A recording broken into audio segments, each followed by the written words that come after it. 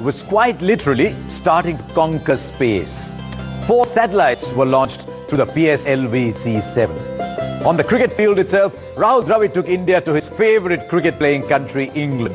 And after 21 years, won India a Test series there. That win in 2007 is number 10. Special to win in England after such a long time, to be able to win a series for the first time after Kapil's team did it in the 80s, and to get the chance to win that series, to go on and win the series, it was a great feeling.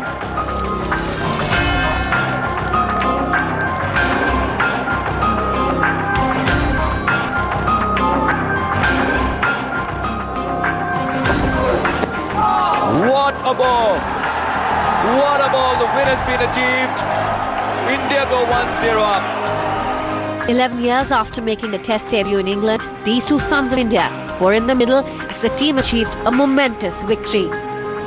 That triumph at Trent Bridge would go on to help us win a Test series in England after a gap of 21 long years. World Cup had just happened a few months before that, and we hadn't qualified for the Super League in that World Cup. So I think in a sense it felt really sweet to be able to win a Test match in England and Test series in England and get just that belief back into Indian cricket. Oh, look at that! Look at that middle stump. The zig and the bowling of two plucky left-arm seamers and the guile of the ball had put us in a commanding position. Stunning.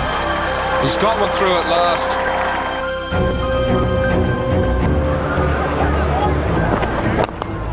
Oh, it's a great shot.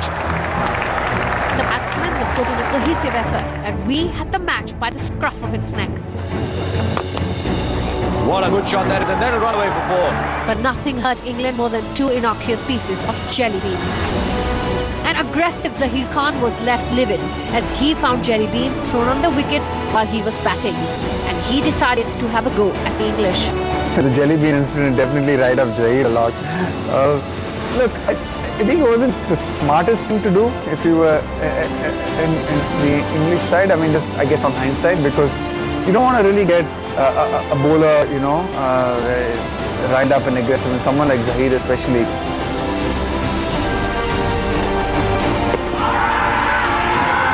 He's given it. A punt that Zaheer single-handedly decimated English batting in the second innings. Oh, there's a big shout, and there's a sound, and there's the finger. Oh, he's dragged it on. He's played on. Zaheer has gone mad. Even a Michael Vaughan century wasn't enough to save them the blushes.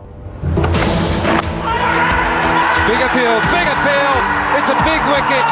Zaheer is leading India to victory. Zaheer's comeback to international cricket was as grand as it could be. Has he taken it? Yes, he has. It's a fiver for Zaheer Khan.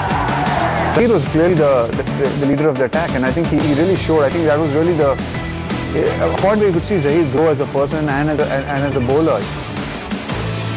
The win at Nottingham gave us a series lead, and a draw in the final test sealed a memorable win. It's number 9, and we are in 1967-68. 20 years after independence, and India had started to look like a confident nation. First steps were taken towards outer space exploration. But the biggest symbol of Indian enterprise first appeared, as it turns out, on a hoarding in Mumbai. It was Amul's Utterly Butterly Girl, a satirical take on events, on personalities, on really just about everything. In 1967-68 also, Mansoor Ali Khan Pataudi took India to New Zealand and delivered our first series win overseas.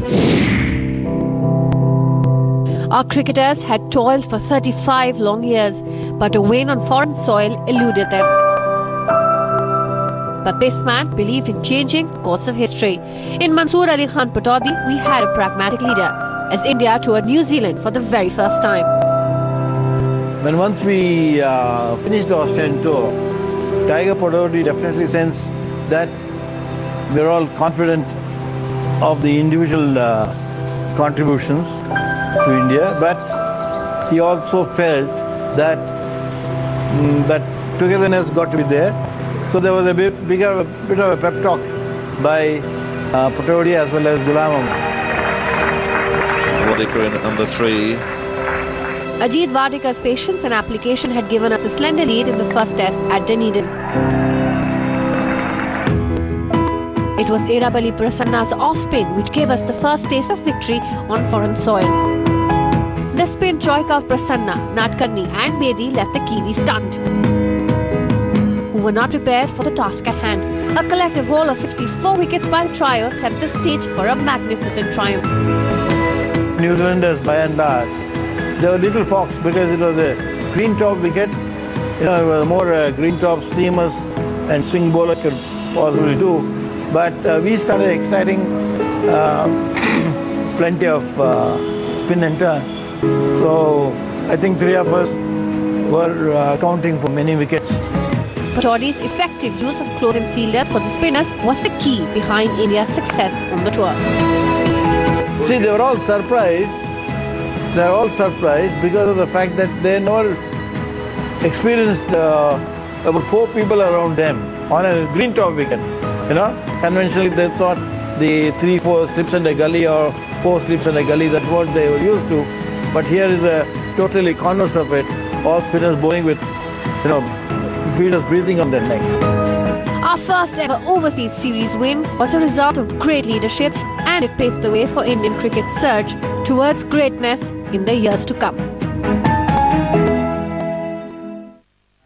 It's time for number 8, and it's time for 1986. India was starting to get a move on, and India had got hooked to its Sunday morning special. Ramanand Sagar had launched Ramayan, and Sunday mornings were never the same. There was nobody out on the streets, and it was a magnum opus. It was the biggest thing that had happened to television at the time, as everyone sat glued to their television sets. On the cricket field as well, India were writing a new script. 3 years after taking India to victory at the 1983 World Cup, Kapil Dev took a team to England again to take on the erstwhile colonial masters. 2-0 was the verdict. It was a memorable series. 1986, driven by Dilip Vengsarkar, is India's number 8 moment.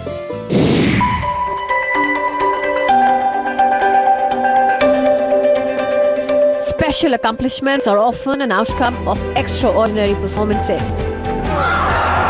That's more conclusive than the first one. There it is. Timid run. Vengsarkar has made another 100. That summer of 1986 in England witnessed exceptional feats by our cricketers as they scripted independent India's biggest series win on English soil. I think 83 के बाद Indian team से expectation England में बढ़ गई थी और 86 series ये थी कि हमारी टीम भी थोड़ा बेहतर समझती थी, हमारे खुद में भी बहुत कॉन्फिडेंस था. Since playing our first ever test at the same venue, India had witnessed 2 draws and 8 thrashings at the home of cricket. But the script was to change very soon.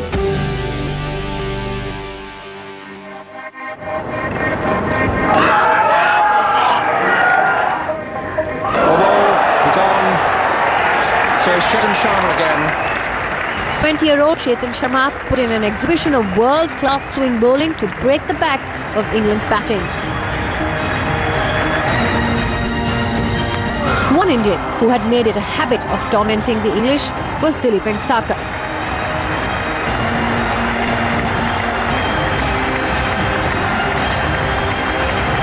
Vengsarkar scored a record 3rd ton at the hallowed turf. This helped India take the initiative. The Lord's ground is slope, and the lush green outfield. Lucky था काफी मैं कि I could score 300s at Lord's. It was time for Captain Kapil to take centre stage. Oh, that must be out. That's fine bowling by Kapil Dev. Confident appeal and Gooch is gone. Beautifully bowled. Quite an outstanding performance from Kapil Dev. An incisive spell saw the Haryana Hurricane rip apart the English top order in the second innings. And then, wielding the willow to guide his team to its first ever victory at Lord's. What a way to finish. The first time India have beaten England at Lord's.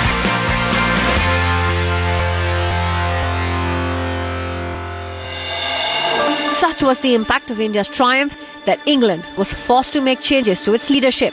Gower exited. He made way for Gatting. As the action shifted to Headingley, India were without their young hero from the first test. An injured Chetan Sharma gave way to 35-year-old Madan Lal, who was not even part of the squad.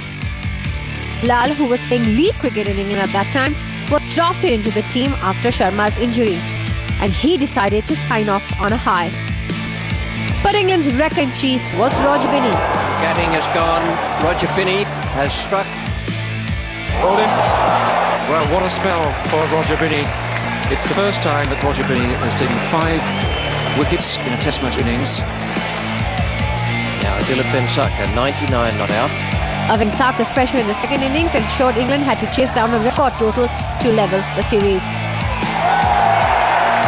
And there it is, a splendid century for Dilip Vengsarkar. I'd mark that down as a better 100 than the one he made at Lord's. Much more difficult conditions here. The English batting floundered yet again. And he's run out. Graham Dilley called for the single. There was hesitation. India beat England by 279 runs, and they defeated them at Lord's as well, so they've taken the series. A most impressive performance. मेरे लिए वो series व्यक्तिगत मेरे लिए खुद के लिए बहुत इम्पोर्टेंट थी, क्योंकि उससे पहले मैंने कोई टेस्ट सीरीज जीती नहीं थी और बहुत से क्वेश्चन, बहुत से प्रश्न उठना शुरू हो गए थे। वर्ल्ड कप जीता था, लेकिन वर्ल्ड कप जीतना एक सब कुछ नहीं होता खिलाड़ी के लिए। The 2-0 series win remains our biggest win in England, and also the only time when our cricketers won the first 2 test matches of a series on foreign soil. It was the pinnacle of a golden phase of Indian cricket. I hope you're enjoying watching this countdown, because as you can see behind me, few things make Indians happier than watching their cricket team do so well. And so we will continue this countdown after this break. When we are back, we are down to number 7 and to one of our most romantic moments in cricket. And that too came in England.